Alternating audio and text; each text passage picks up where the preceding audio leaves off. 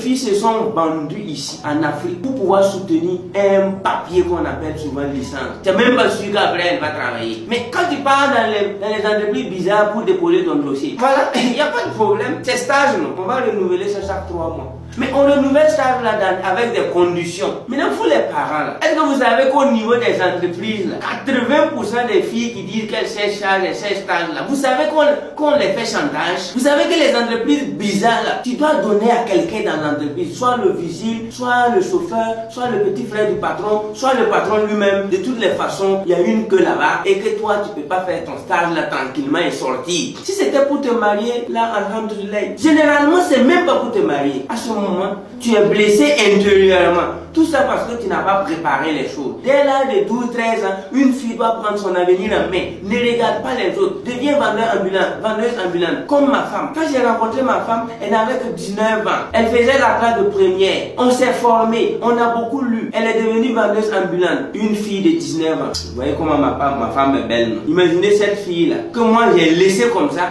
Elle part en ville. Elle vend. Elle vient à 19 heures. Toute fatiguée. Quel garçon nous. Et on était obligé d'aller payer une puce spéciale pour les dragueurs. Elle et moi.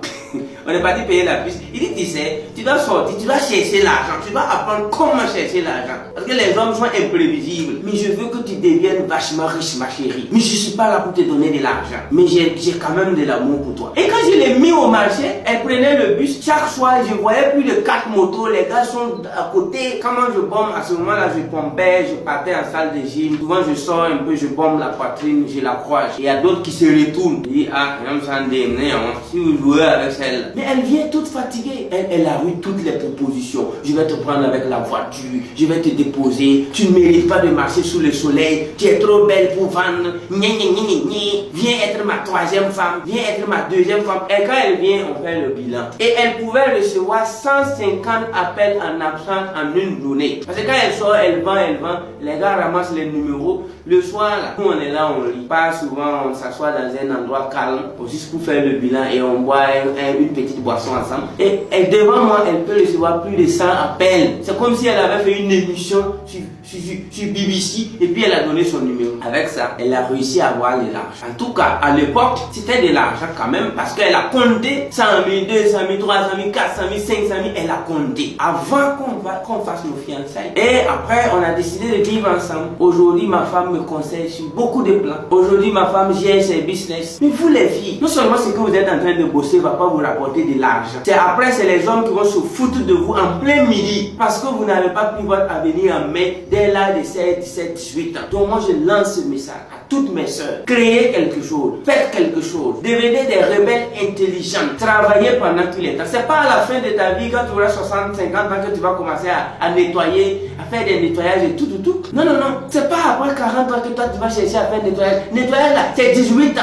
À 18 ans, tu vas faire nettoyage. Tu prends ton argent. À 17 ans, tu fais nettoyage. À 21 ans, tu fais nettoyage. Mais si c'est à 40 ans que tu veux faire nettoyage, donc comporte-toi comme ça. Si c'est quand tu auras 50 ans que tu vas te promener, que non, tu as attestation en nettoyage, que vous avez été formé par un cabinet qui vous montre comment fabriquer. Si tu avais commencé ça là, à 30, 40 ans, tu n'es une dame respectée par tout le monde. Et dans l'affaire de nettoyage là aussi, il y a des femmes qui ont chaud. On a dit de venir nettoyer vite et de venir nettoyer le soir aussi. À savoir si elles nettoient. Tout ça, c'est quoi? Parce que quand on est femme, on ne doit pas penser comme un homme. Les hommes ont le droit d'être bêtes. Nous les hommes, on peut être bêtes un peu, hein. Mais vous les femmes, entre maternité, conseil, enfants, gestion familiale, vous avez la lourde tâche. C'est pourquoi moi je vais demander à toutes les filles d'Afrique, s'il vous plaît, faites quelque chose. Entreprenez. Aujourd'hui, vous avez la chance. On a les business en ligne, on a les crypto-monnaies, on a le trading, on a tout ce que vous pouvez faire sur vos portables. Mais si tu prends tes Android, les iPhones, tes photos, tu prends.